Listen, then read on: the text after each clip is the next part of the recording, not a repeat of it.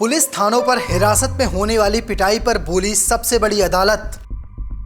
थाने के अंदर या हिरासत में होने वाली मौतें सिस्टम पर हैं धब्बा। सुप्रीम कोर्ट ने साफ कहा, हिंसा और मौत को देश नहीं करेगा बर्दाश्त।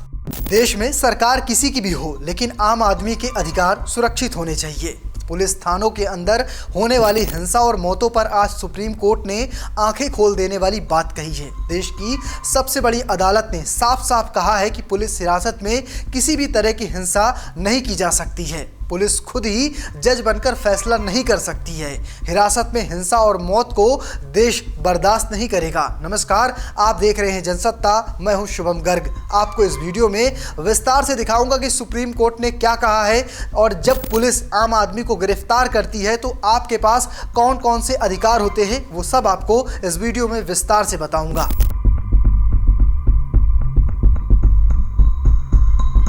देश भर में पुलिस थानों में सीसीटीवी के ठीक से न चलने से जुड़े एक मामले में स्वतः संज्ञान लेते हुए सुप्रीम कोर्ट सुनवाई कर रहा था। 2 जजों की बेंच में न्यायमूर्ति विक्रम नाथ और न्यायमूर्ति संदीप मेहता शामिल थे। बेंच ने इस दौरान राजस्थान में 8 महीनों में 11 कस्टोडियल डेथ यानी हिरासत में हुई मौतों पर गहरी चिंता जताई। बेंच ने मामले में कहा कि देश अब ऐसी घटनाओं को बर्दाश्त नहीं करेगा। ये सिस्टम पर धब्बा है, हिरासत में मौतें नहीं हो सकती हैं। बेंच ने इसके बाद सॉलिसिटर जनरल तुषार मेहता से पूछा कि केंद्र सरकार ने अब तक अनुपालन रिपोर्ट क्यों नहीं दाखिल की है।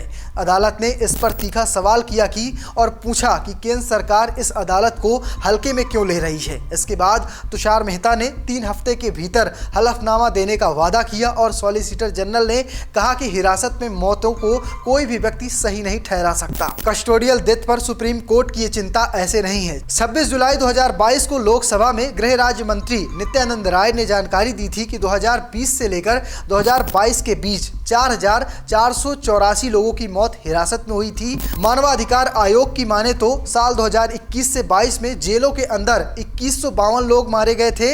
इनमें से 155 मौतें पुलिस हिरासत में हुई थीं। सबसे आगे उत्तर प्रदेश। साल 2018 से 2019 के बीच 12 लोगों की मौत पुलिस हिरासत में हुई थी। 19 से 20 के बीच 3 लोगों की जान पुलिस हिरासत में गई थी।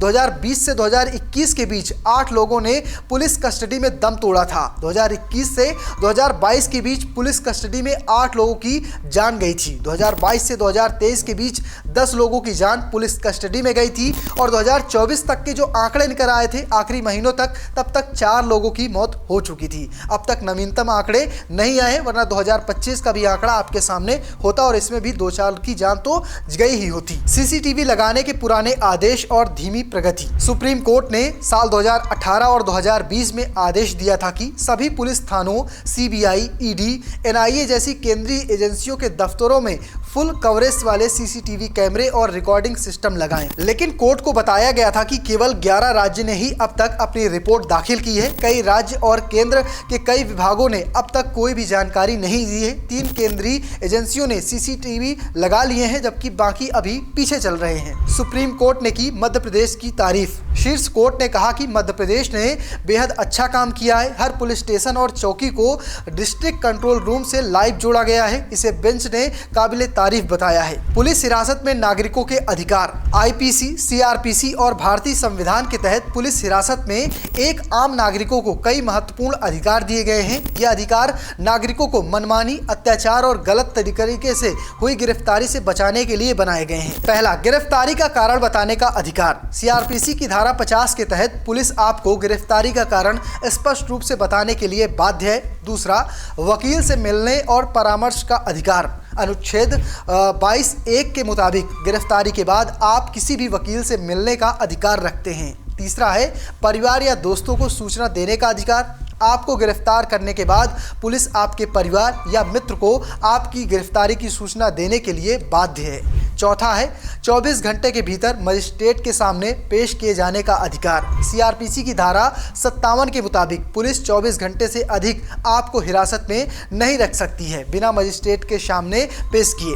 मौन रहने का अधिकार। आर्टिकल 20(3) के तहत आप हिरासत में पुलिस के हर सवाल का जवाब देने के लिए मजबूर नहीं हैं। आप उन सवालों का जवाब ना दें जिससे आप खुद को अपराधी साबित कर सके। छठा पॉइंट है मेडिकल चेकअप का अधिकार। CRPC 54 के तहत हिरासत के दौरान हर 48 घंटे में आपका मेडिकल परीक्षण होना चाहिए। वहीं महिलाओं का मेडिकल परीक्षण केवल महिला डॉक्टर ही कर सकती हैं। सातवां है यातना या शारीरिक बल का इस्तेमाल नहीं किया जा सकता। सुप्रीम कोर्ट के DK बसु जजमेंट के मुताबिक हिरासत में पुलिस आपको मार नहीं सकती है, अत्याचार नहीं कर सकती है और मानसिक शारीरिक दबाव नहीं डाल सकती है। आठवां है गुनाह कबूल करने के लिए मजबूर नहीं किया जा सकता। इंडियन एविडेंस एक्ट सेक्शन 25 के तहत पुलिस के सामने दिया गया कबूलनामा अदालत में मान्य नहीं होगा। नौवां पॉइंट है महिलाओं का अधिकार। CRPC 46(4) के तहत महिलाओं को सूर्यास्त के बाद और सूर्योदय से पहले गिरफ्तार नहीं किया जा सकता।